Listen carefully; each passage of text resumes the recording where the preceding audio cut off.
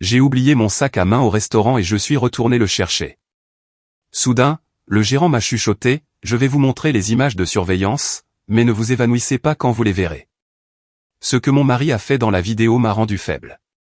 Il s'avère que le gérant du restaurant m'a attrapé la main juste au moment où je me retournais pour récupérer mon sac à main oublié. Ses doigts se sont resserrés autour de mon poignet, non pas de manière agressive, mais avec urgence.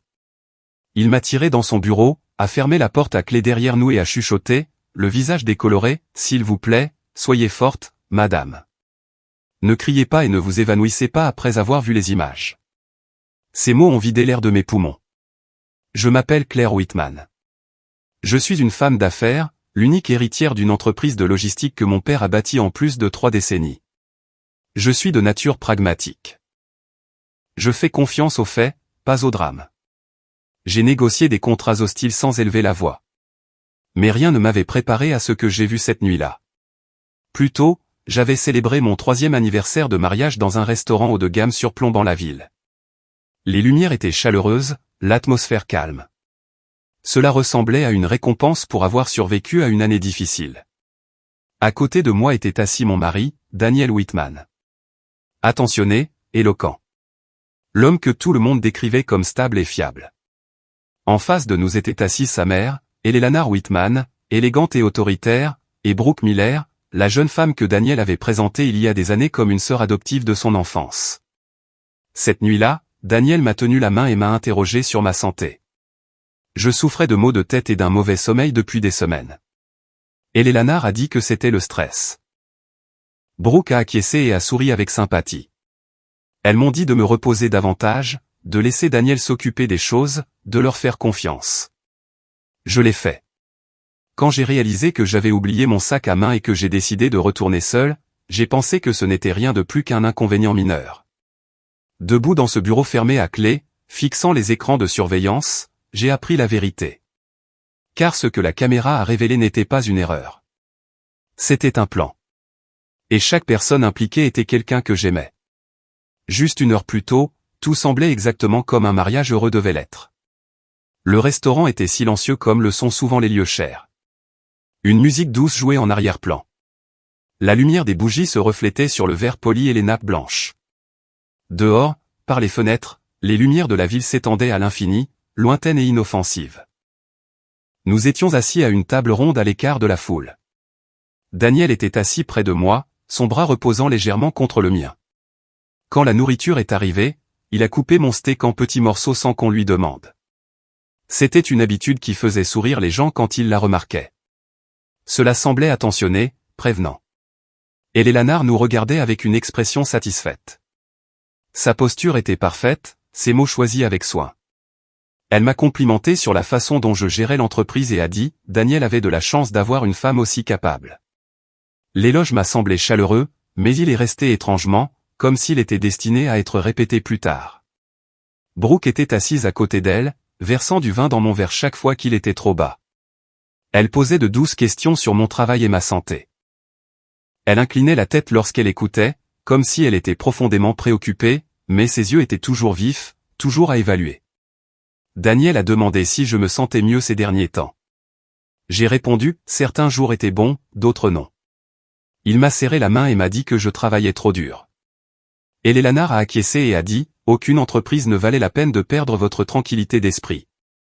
Brooke a hoché la tête en signe d'accord. Les gens disent souvent que l'amour est un sentiment de sécurité. Ce qu'ils ne vous disent pas, c'est que la manipulation porte souvent le même visage que l'attention. Cette nuit-là, je me suis sentie reconnaissante. Je me suis sentie soutenue. Je croyais être entouré de personnes qui voulaient le meilleur pour moi. Lorsque l'addition est arrivée, Daniel a payé immédiatement. Il a insisté, disant que c'était son rôle de mari. J'ai trouvé cela attendrissant, même si mes revenus dépassaient de loin les siens. En y repensant maintenant, je comprends quelque chose clairement. Ce dîner n'était pas spontané. Chaque sourire, chaque mot, chaque geste avait été répété, et j'étais la seule à la table qui ne connaissait pas la fin. L'air frais de la nuit a caressé mon visage lorsque nous sommes sortis du restaurant. La ville semblait plus bruyante au niveau de la rue, vivante de circulation et de mouvement. Daniel a glissé sa veste sur mes épaules, me protégeant du froid sans un mot. À mi-chemin de la voiture, ma main a instinctivement cherché. Mon sac à main était parti. J'ai cessé de marcher et j'ai vérifié à nouveau, plus vite cette fois. La panique est montée dans ma poitrine.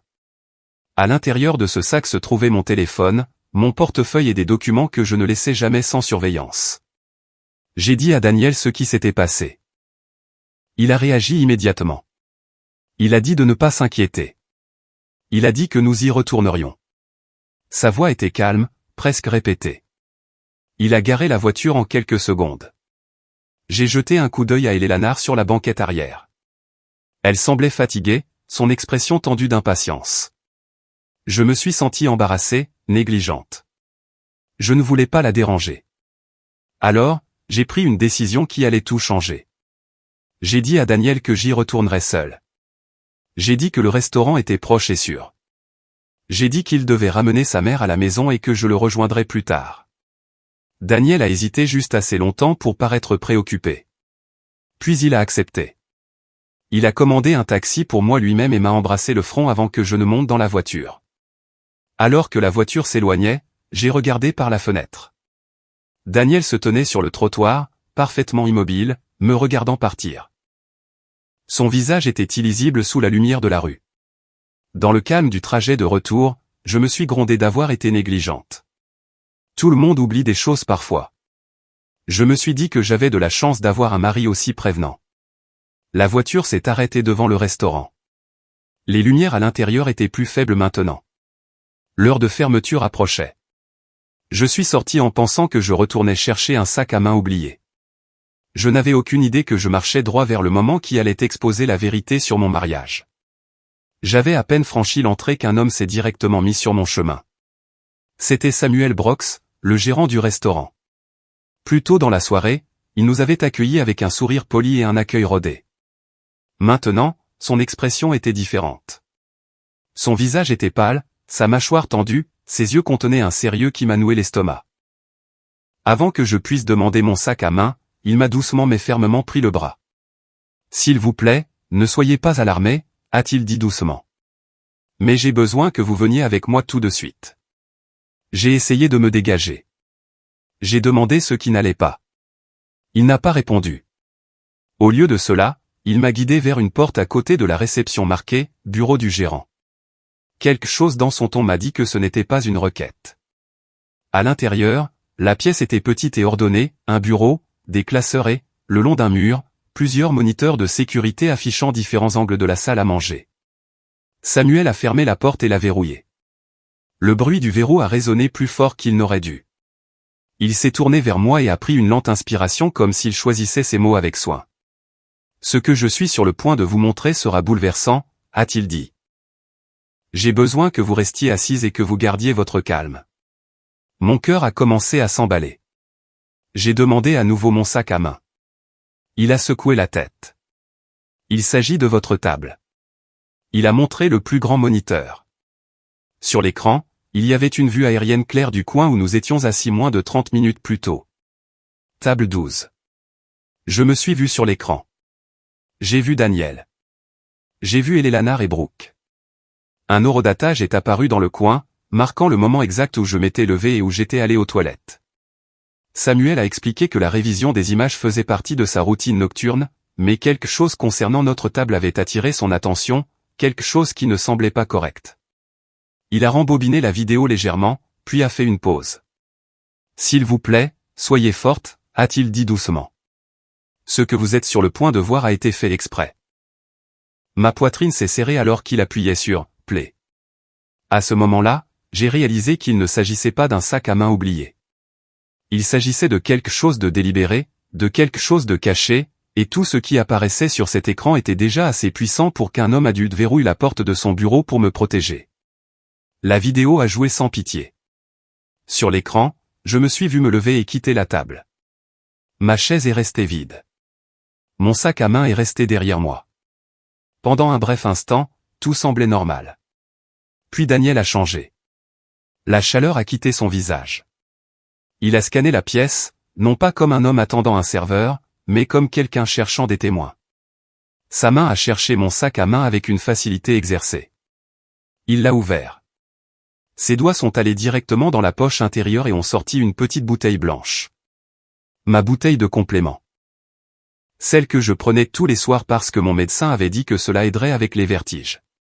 J'ai senti la pièce s'incliner. Daniel a dévissé le couvercle et a versé les capsules dans une serviette pliée reposant sur ses genoux. Il l'a pliée avec soin et l'a glissée dans la poche de sa veste. Puis il a mis la main dans la poche de son pantalon et a retiré un petit sac transparent. À l'intérieur se trouvaient des pilules presque identiques en forme et en couleur. Il les a versées dans la bouteille vide, l'a secouée une fois et l'a remise dans mon sac à main exactement au même endroit. De l'autre côté de la table, Elena regardait. Elle n'avait pas l'air choquée. Elle ne l'a pas arrêté. Elle a ri doucement, puis a incliné la tête et a simulé la confusion, agitant les mains comme si elle imitait quelqu'un qui avait perdu la tête. Brooke s'est penchée près de Daniel. Elle a souri. Elle lui a tapoté l'épaule. Ils ont levé leur verre. Ils ont trinqué. L'écran est devenu noir. J'ai saisi le bord du bureau pour me maintenir droite. Samuel a posé une autre bouteille sur le bureau. Mes vrais compléments. Il a expliqué qu'il les avait récupérés dans la poubelle après avoir vu Daniel entrer aux toilettes avant de partir. Puis il a parlé avec soin, sans peur ni exagération.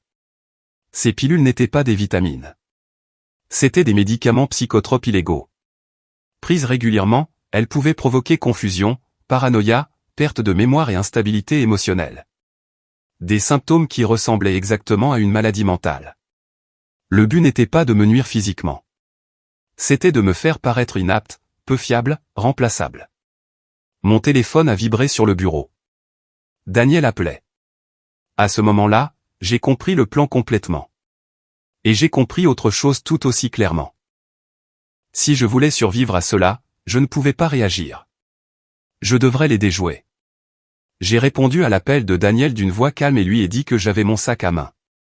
J'ai dit que le gérant l'avait trouvé près du comptoir d'accueil. Je l'ai remercié de s'être inquiété et lui ai dit que je rentrais à la maison. Quand j'ai raccroché, mes mains tremblaient, mais mon visage était calme. Samuel m'a tendu mon sac à main et m'a gentiment rappelé de garder les 2 bouteilles, une pour les preuves, une pour les apparences. Puis il a dit quelque chose qui est resté avec moi. Le silence n'est pas une faiblesse, a-t-il dit. C'est une protection. Le trajet de retour à la maison a semblé plus long que d'habitude. Les rues familières semblaient différentes maintenant, plus nettes, moins indulgentes. Quand j'ai atteint notre maison, j'ai fait une pause à la porte et j'ai respiré avant d'entrer. Daniel m'a accueilli avec un sourire qui m'aurait réconforté quelques heures plus tôt. Il m'a serré fort dans ses bras et m'a demandé si je me sentais mieux. J'ai hoché la tête et j'ai dit que j'étais fatigué. Sur la table basse se trouvait un verre d'eau et la même bouteille blanche que je venais de voir sur l'écran. Daniel a secoué une pilule dans sa paume et me l'a tendue. Il a dit que cela m'aiderait à dormir, qu'il voulait juste que je sois bien. J'ai mis la pilule dans ma bouche et j'ai fait semblant de l'avaler, la cachant sous ma langue pendant que je buvais l'eau. Daniel me regardait attentivement. Quand il a été satisfait, il m'a embrassé le front et m'a dit de me reposer. Dans la salle de bain, j'ai jeté la pilule et j'ai fixé mon reflet. Mon cœur battait la chamade, mais mon esprit était clair. Cette maison n'était plus sûre.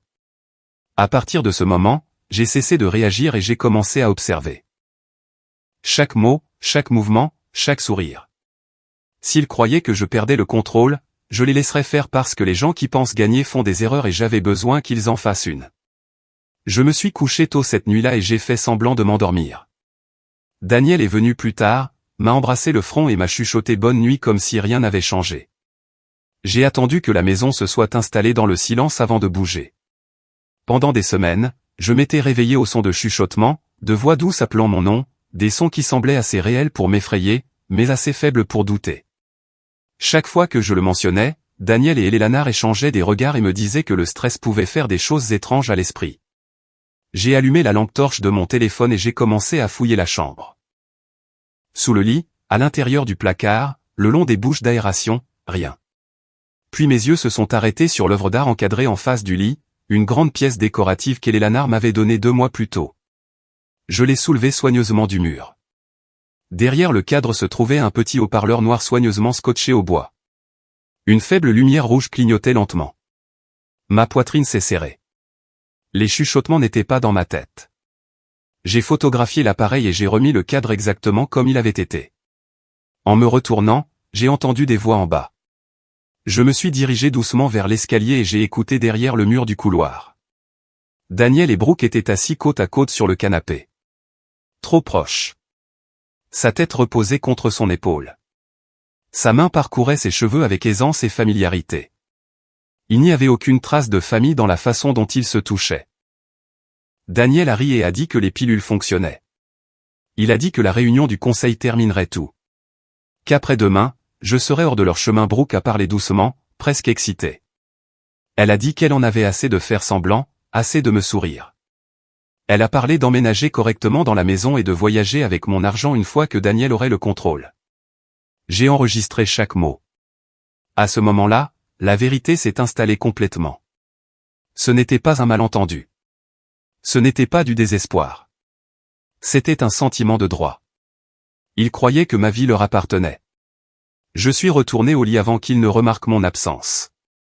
Je suis resté allongé là, fixant le plafond jusqu'à ce que la lumière du matin se faufile à travers les rideaux.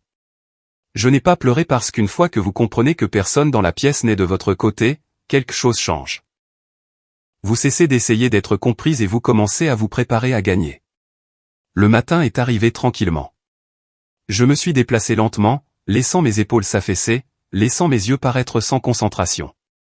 Daniel me regardait attentivement pendant qu'il buvait son café. Je me suis plainte d'avoir la tête lourde et d'avoir mal dormi. Il a hoché la tête avec une préoccupation qui n'atteignait pas ses yeux.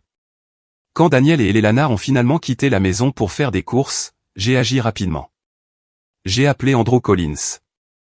Andrew avait été l'avocat de mon père pendant des années, prudent, éthique, le genre d'homme qui posait des questions difficiles et écrivait tout.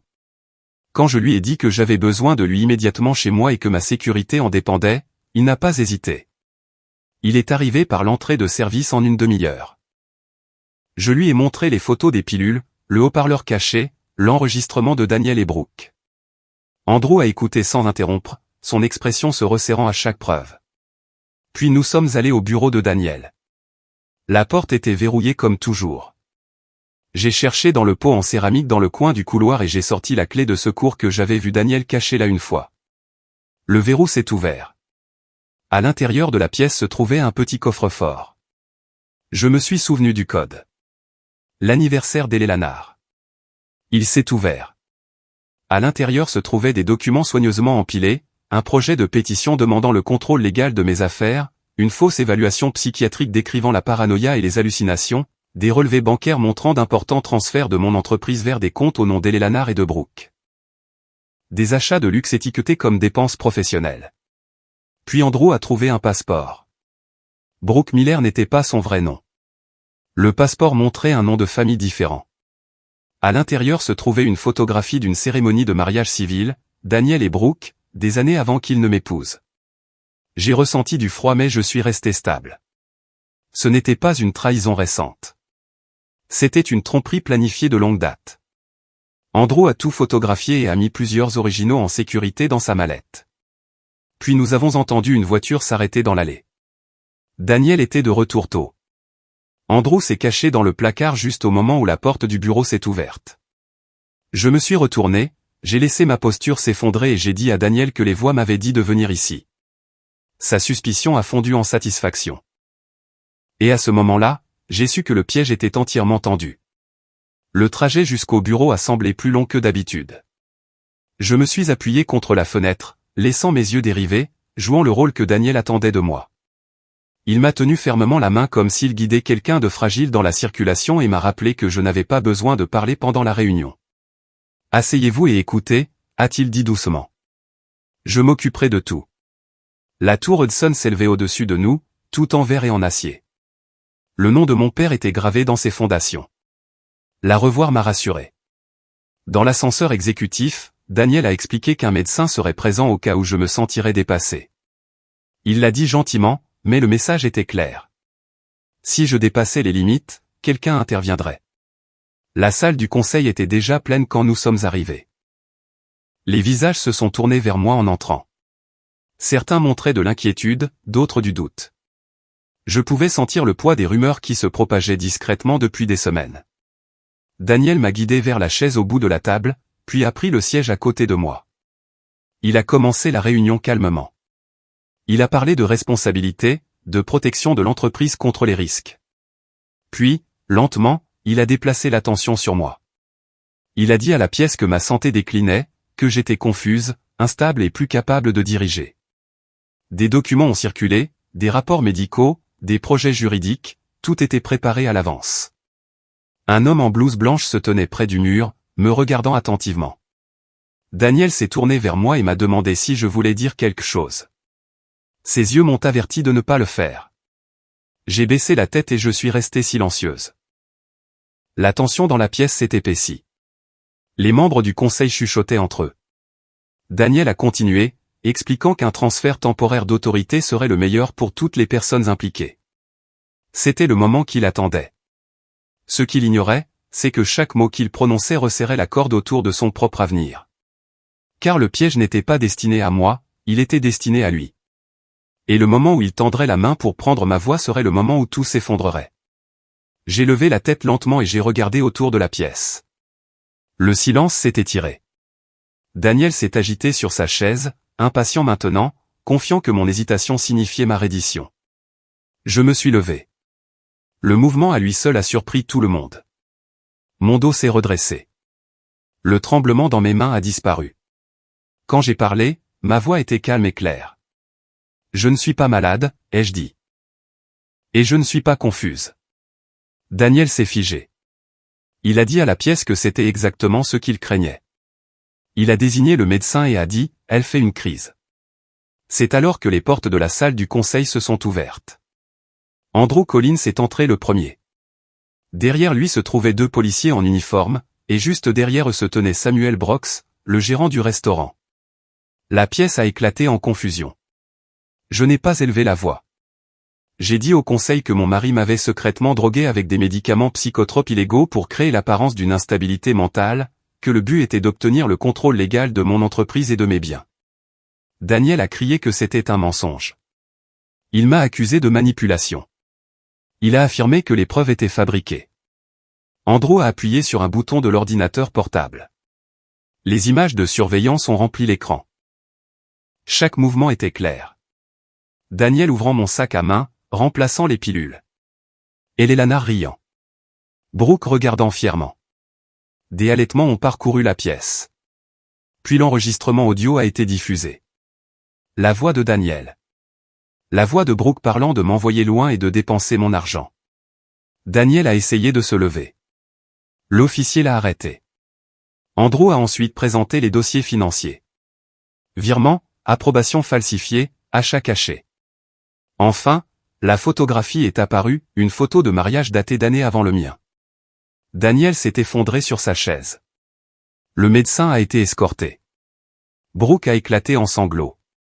Elena est restée silencieuse, le visage pâle. Le conseil a voté immédiatement. Daniel a été démis de toute autorité. Alors que les officiers lui passaient les menottes, il m'a regardé avec incrédulité. J'ai croisé son regard calmement. À ce moment-là, je ne me suis pas sentie victorieuse.